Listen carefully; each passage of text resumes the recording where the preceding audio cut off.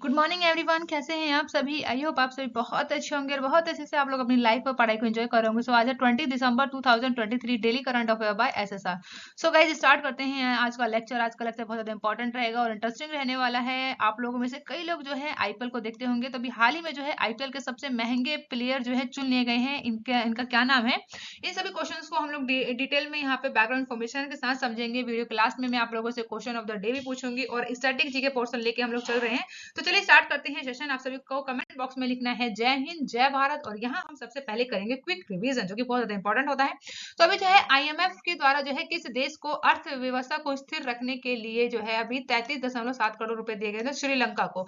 तो श्रीलंका को अभी जो है आईएमएफ के द्वारा अर्थव्यवस्था को वहां पे स्थिर बनाने के लिए 33.7 करोड़ रुपए दिए जाने की बात कही गई है। ठीक है, तो देखते हैं आने वाले टाइम में क्या होता है। वहीं नई दिल्ली में अभी बेसिकली जो है 17वें रियान अंतरराष्ट्रीय बाल महोत्सव 2023 का उद्घाटन किया है। इसी के साथ एक रिपोर्ट आई है, इसमें बताया गया है कि भारत जो है ना, तो भारत जो है वो रिटेल बाजार 2028 तक जो है 160 अरब डॉलर को पार कर लेगा।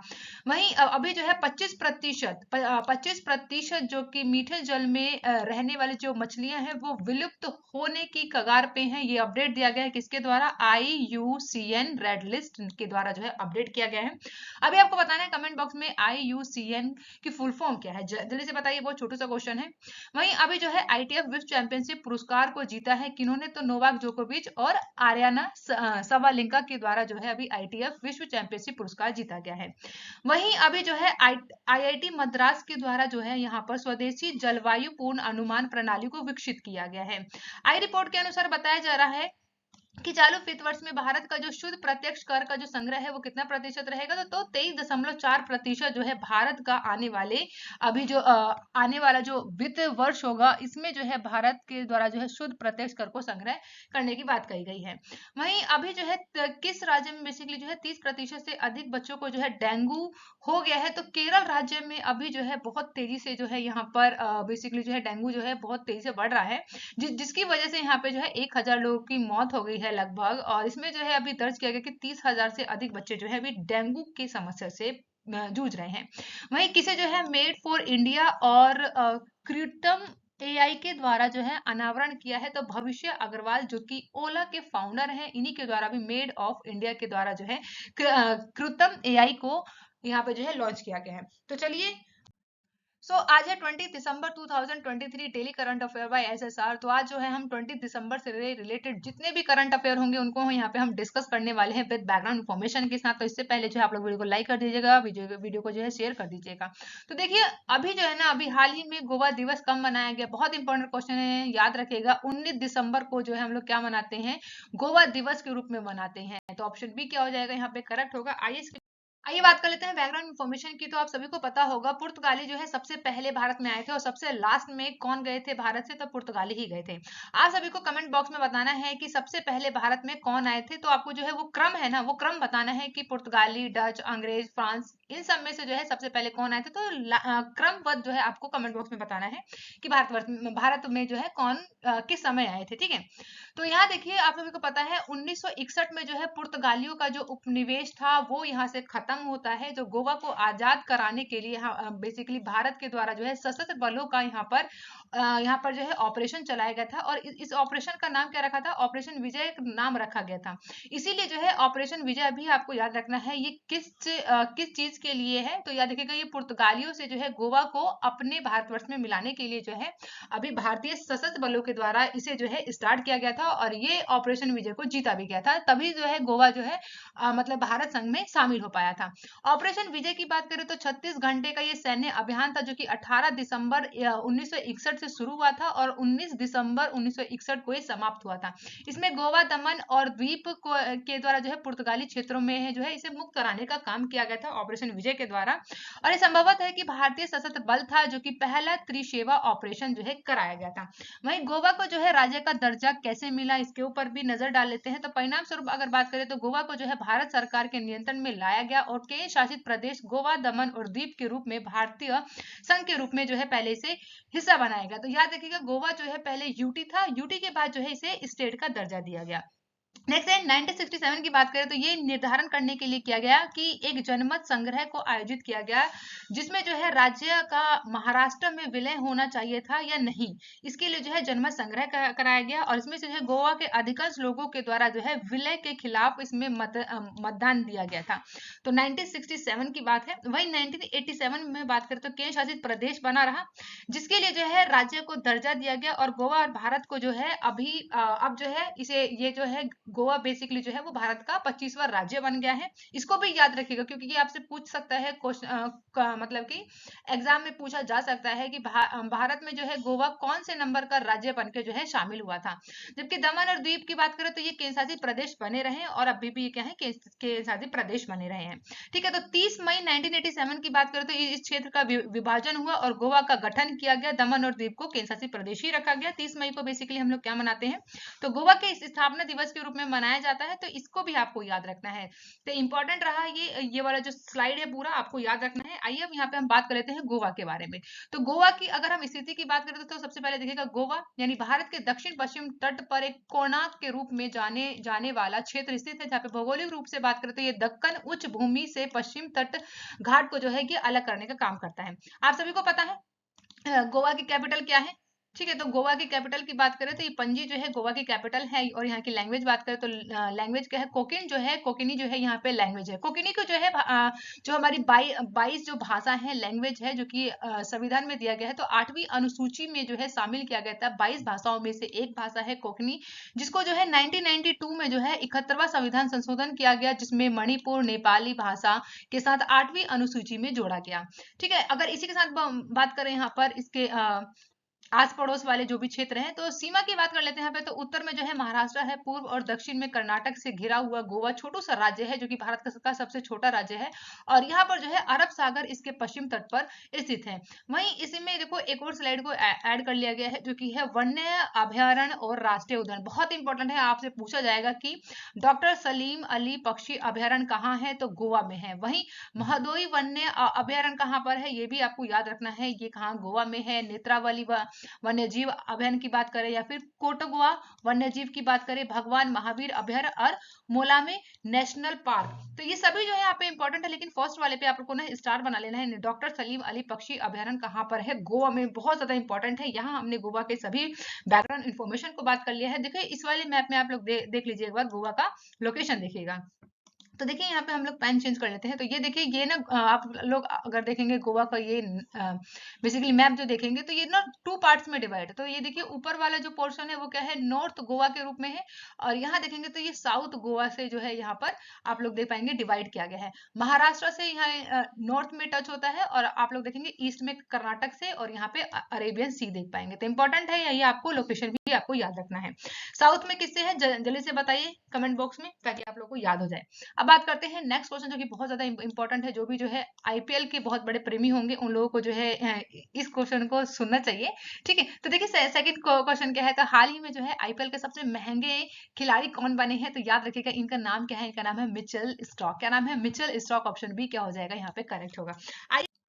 आइए बात करते हैं बैकग्राउंड इन्फॉर्मेशन की। तो आपको मैंने अभी बताया कि अभी जो है आईपीएल में सबसे महंगे खिलाड़ी कौन बने हैं, तो इनका नाम क्या है, तो मिचेल स्टॉक जो है, जिनकी इमेज आप लोग देख रहे हैं, ये क्या है, अभी सबसे महंगे प्लेयर चुने गए हैं आईपीएल के, जो कि कलकत्ता नाइट्स राइडर्स की टीम में इन्हें 24.75 करोड़ रुपए में इन्हें खरीदा गया है, जो कि एक गेंदबाज है। तो इनके बारे में याद रखिएगा, ये एक ऑस्ट्रेलिया के प्लेयर है और ये कौन है, ये कि गेंदबाज है। तो इनकी इमेज आपको याद रखनी है और इनका नाम याद रखना है। सेकंड की बात करें जिनका नाम है पैट किम्स, ये भी जो है इनको जो है 20.50 करोड़ रुपए में इन्हें खरीदा गया है, जो कि सनराइज हैदराबाद की टीम से खेलेंगे।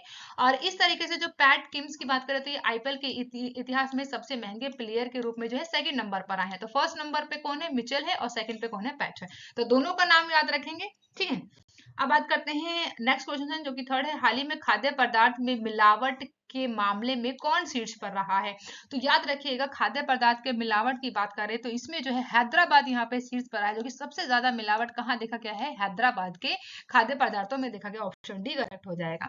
आइए बैकग्राउंड इन्फॉर्मेशन की बात करते हैं। तो एनसीबी की बात करें तो इसके द्वारा जो है आंकड़े को प्रस्तुत किया गया है और इसमें बताया गया है कि 2022 में खाद्य पदार्थ में मिलावट के मामलों में हैदराबाद जो है टॉप रैंक जो है इसके द्वारा लिया गया है। ठीक है, तो तेलंगाना के बाद जो है दूसरे स्थान पर आंध्र प्रदेश है, जिसमें जो है जहां पे खाद्य पदार्थों में सबसे ज्यादा जो है यहाँ पे मिलावट पाया गया है। वहीं 19 प्रमुख भारतीय शहरें भी हैं जो कि मिलावटी भोजन में कुल 251 मामले सामने आए हैं, जिसमें से अकेला जो है हैदराबाद में 246 मामले इसमें शामिल आए हैं, इसलिए जो है ये टॉप 1 पर है। ये परेशान करने वाली प्रवृत्ति जो कि शहर की खाद्य सुरक्षा के लिए गंभीर चिंता का यहाँ पर बेसिकली जो है रेखांकित कर रही है। तो ये गलत बात है, मतलब इस तरीके से जो वहाँ के जितने भी पब्लिक होंगे उन लोगों को जो है वहाँ पे हेल्थ इशू देखने को मिलेंगे आने वाले समय में। तो ये आपको याद रखना है, एनसीबी के द्वारा जो है ये आंकड़ों को प्रस्तुत किया गया है, जिसमें 2022 में खाद्य पदार्थों में मिलावट में हैदराबाद है फर्स्ट में और सेकंड नंबर पर आंध्र प्रदेश। आइए बात करते हैं सेकंड क्वेश्चन की। हाल ही में प्रधानमंत्री मोदी ने कहा दुनिया का सबसे बड़े ध्यान केंद्र स्वर वेद महामंदिर का शुभारंभ किया है? तो याद रखिएगा वाराणसी में। तो ऑप्शन ए करेक्ट हो जाएगा यहाँ पे, यानी वाराणसी जो कि उत्तर प्रदेश में है और यहाँ पर जो है पीएम मोदी जी के द्वारा दुनिया के सबसे बड़े ध्यान केंद्र स्वर वेद महामंदिर का यहाँ पर शुभारंभ किया गया है। तो आइए बैकग्राउंड इन्फॉर्मेशन को जान लेते हैं एक बार। तो याद रखना है, पीएम मोदी जी के द्वारा वाराणसी के उमराहा में स्वर वेद महामंदिर का उद्घाटन किया गया है, जिसमें नवनिर्मित ध्यान केंद्र के 7 मंजिलों पर एक ऊंचा ये बेसिकली जो है बनाया गया है, जो कि प्रभावशाली 20,000 भक्त जो है इसमें एक साथ जो है अपने ध्यान लगा सकते हैं। और इस समारोह में बेसिकली पवित्र शहरों की बात करें तो इसमें जो है आध्यात्मिक कल्याण और सांस्कृतिक विरासत को बढ़ावा देने के लिए बेसिकली इस मंदिर का निर्माण कराया गया है। स्वर वेद में जो है महामंदिर के उद्घाटन का अर्थ क्या है? तो इसमें जो है बेसिकली वाराणसी में आध्यात्मिकता, सांस्कृतिक समृद्धि, आधुनिक प्रौद्योगिकी के एकीकरण को बढ़ावा देना है। इसी के साथ जो है हमारे आने वाली पीढ़ी को जो है जोड़ने का काम करेगी। ठीक है, तो इसी के साथ क्या होगा? नवाचार, व्यापार, ज्ञान विनिमय और आने वाली जो पीढ़ी होगी इसके साथ जुड़ पाएगी। इसी में जो है ध्यान केंद्र के शांति के प्रतीक के रूप में जो है बेसिकली इसे खड़ा किया गया है, जिसमें भक्तों को जो है अपनी शानदार दीवारों के भीतर जो है शांति का अनुभव कराने के लिए ऐसी दीवारों का यहाँ पे निर्माण किया गया है। इस कार्यक्रम में जो है काशी तमिल संगम को शामिल किया गया है, जिसके द्वारा जो है साहित्य, प्राचीन ग्रंथ, दर्शन, आध्यात्मिकता, संगीत और नृत्य, नाटक, योग और आयुर्वेद पर यहाँ पे व्याख्यान को भी शामिल किया गया है। तो आप लोगों से मैंने बात भी किया था पिछले कुछ टाइम हो गए इसमें, जिसमें हमने बात किया था काशी तमिल संगम के बारे में। आई होप आप सभी को याद भी होगा। बेसिकली जो है ये मंदिर का नाम स्वर वेद की बात करें लिया गया है। शाश्वत योगी और विहंगम योग के संस्थापक हैं सदगुरु सदाफल देव जी महाराज द्वारा लिखित एक आध्यात्मिक ग्रंथ को भी यहाँ पर शामिल किया गया है। तो इम्पोर्टेंट है आपको। आइए बात करते हैं नेक्स्ट क्वेश्चन जो कि 5th है। हाल ही में किसने पहले सीनियर नेशनल स्कूनर खिताब जीता है? तो याद रखिएगा सौरभ कोठारी है। ऑप्शन भी क्या हो जाएगा यहाँ पे? करेक्ट हो जाएगा, जिनके द्वारा जो है अभी हाल ही में first senior national schooner title को जीता गया है। जिनकी आप लोग इमेज देख रहे हैं, इनका नाम याद रखना है, सौरभ। आइए बात कर लेते हैं बैकग्राउंड इन्फॉर्मेशन की। तो सौरभ कोठारी जिनके द्वारा जो है पहला सीनियर राष्ट्रीय स्नूनर खिताब जीता गया है, जो कि पेट्रोलियम स्पोर्ट प्रमोशन बोर्ड के ये खिलाड़ी हैं। सौरभ कोठारी के द्वारा जो है उत्तर प्रदेश के पारस गुप्ता को 6-2 से हरा दिया गया है। इस प्रतियोगिता में बेसिकली पहला सीनियर नेशनल 50 रेड सूनर को खिताब के रूप में इनके द्वारा जीता गया है। कोठारी ने जो है सेमीफाइनल में मोहम्मद हुसैन खान जो कि RSP के हैं और इनको जो है 5-0 से हराया गया है। इनके द्वारा जो है राउंड 32 में जो है PSPB सहयोग अडवाणी को भी हराया गया था। तो इतना ही याद रखना है आपको कि फर्स्ट अभी जो है नेशनल सूनर टाइटल जो है किसके द्वारा जीता गया? तो सौरभ कोठारी के द्वारा जीता गया है। नेक्स्ट क्वेश्चन है 6। हाल ही में भारतीय वायुसेना स्वदेशी summer air defence missile system कहाँ सफल परीक्षण किया गया है? तो याद रखिएगा कहाँ किया गया है। तो ऑप्शन ए यहाँ पे सी क्या हो जाएगा? बिल्कुल करेक्ट होगा, यानी आंध्र प्रदेश में। तो आंध्र प्रदेश में जो है अभी भारतीय वायुसेना का स्वदेशी summer air defence missile system को यहाँ पर लॉन्च किया गया है। तो भारतीय वायुसेना ने अपने इन हाउस डिजाइन और विकास के प्रयासों की एक बड़ी सफलता को पाया है, जिसमें समर एयर डिफेंस मिसाइल प्रणाली का सफलता से परीक्षण किया गया है। ठीक है, इसी में जो है अभी जो है IAF के द्वारा अपने पुराने रूसी मूल के हवा से हवा में मार करने वाली मिसाइल प्रणाली का इस्तेमाल करके सतह से वह हवा में मार करने वाली समर वायु रक्षा मिसाइल प्रणाली का यहाँ पे विकसित किया गया है। वहीं IAF के द्वारा अधिकारियों के द्वारा बताया गया है, इसमें भारतीय वायुसेना ने अपने इन हाउस डिजाइन किए गए इन विकसित समर वायु रक्षा प्रणाली मिसाइल प्रणाली को जो है हाल ही में एयरफोर्स स्टेशन सूर्यलंका में जो है आयोजित अशस्त्र शक्ति 2023 में भी जो है यहाँ पर अभ्यास में इसका जो है सफलतापूर्वक फायरिंग के रूप में यहाँ पर परीक्षण भी किया गया था। तो यहाँ पे देखिए आपको यहाँ पे रखना है, याद रखना है एयरफोर्स स्टेशन सूर्यलंका नहीं होगा, श्रीलंका होगा। ठीक है, तो इसे आप लोग थोड़ा थोड़ा करेक्ट कर लीजिएगा। नेक्स्ट क्वेश्चन है यहाँ पे सेवंथ, हाल ही में किस देश के शासक के निधन के बाद एक दिन के राज्य शोक की घोषणा की गई है? तो ये कुवैत के हैं, इनको आपको याद रखना है। ऑप्शन ए क्या हो जाएगा, करेक्ट हो जाएगा, जो कि अभी इनका हाल ही में निधन हो गया है। अब बात करते हैं यहाँ पे इसकी बैकग्राउंड इन्फॉर्मेशन की, बहुत इंपॉर्टेंट है। देखिए, तो कुवैत के जो है अमीर, जिनका नाम है शेख नवाफ अल अहमद अल जबर अल सबा, जिनके निधन के बाद जो है भारत सरकार के द्वारा जो है राजकीय शोक की यहाँ पे घोषणा कर दी गई है। ठीक है, अगर हम बात करें कुवैत की, तो कुवैत को देखिए आप लोग यहाँ पे मैप में देख लीजिएगा पहले। तो कुवैत आप लोग ये देखिएगा, ये देखो यहाँ पे पहले ये क्या है, पूरा कुवैत है। तो कुवैत देखा आप लोगों ने, जो कि हमने बॉर्डर से यहाँ पे बॉर्डर दिखा है। ठीक है, तो ये कुवैत है। कुवैत की कैपिटल याद रखिएगा, कुवैत शहर जो है यहाँ का सबसे बड़ा शहर है। और यहाँ की कुवैत की अगर हम लोग मुद्रा की बात करें तो कुवैती दिनार है। प्रधानमंत्री कौन है, तो अहमद नवाफ अल अहमद अल सबा जो है यहाँ के कौन है, प्रधानमंत्री है। वही कुवैत के जो आधिकारिक तौर पर जो कुवैत राज्य है, ये मध्य पूर्व में एक देश है जो कि फारस की खाड़ी के सिरे पर पूर्वी अरब उत्तरी किनारे पर स्थित है, जिसकी जमीन उत्तर में इराक और दक्षिण में सऊदी अरब से लगती है। वहीं कुवैत की जो समुद्री सीमा है वो ईरान से भी लगती है। तो इस वाली इमेज को देखिए, आप लोगों को क्लियर हो जाएगा। यहाँ देखेंगे आप लोग ईरान है, ठीक है, यहाँ पे इराक आप लोग देख पाएंगे, और यहाँ देखेंगे सऊदी अरब। तो तीनों ओर से बेसिकली जो है यहाँ पर आप लोग देख पाएंगे ईरान, इराक और सऊदी अरब से जो है ये घिरा हुआ देश है कुवैत। और यहाँ पर आप लोग देखेंगे बॉर्डर, जो कि पानी से यहाँ पर बेसिकली जो है इसका कुछ सीमा जो है यहाँ पर आप लोग देखेंगे, तो ये क्या है, पूरा पानी से घिरा हुआ है। तो इतना जो है आपको कुवैत के बारे में याद रखना है।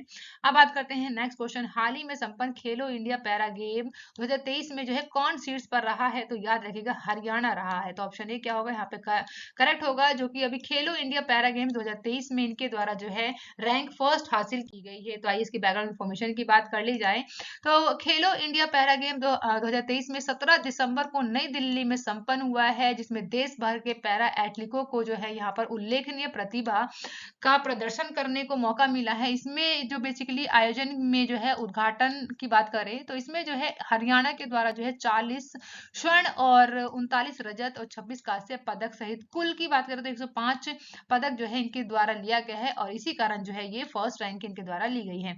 वहीं 10 दिसंबर को शुरू हुई इस प्रतियोगिता में 32 राज्यों और केंद्र शासित प्रदेशों का प्रतिनिधित्व करने वाले यहाँ पर 1450 पैरा एथलीट शामिल हुए थे, जिसमें उत्तर प्रदेश में जो है 25 स्वर्ण, 23 रजत और 14 कांस्य सहित कुल 62 पदों के साथ दूसरे स्थान पर है।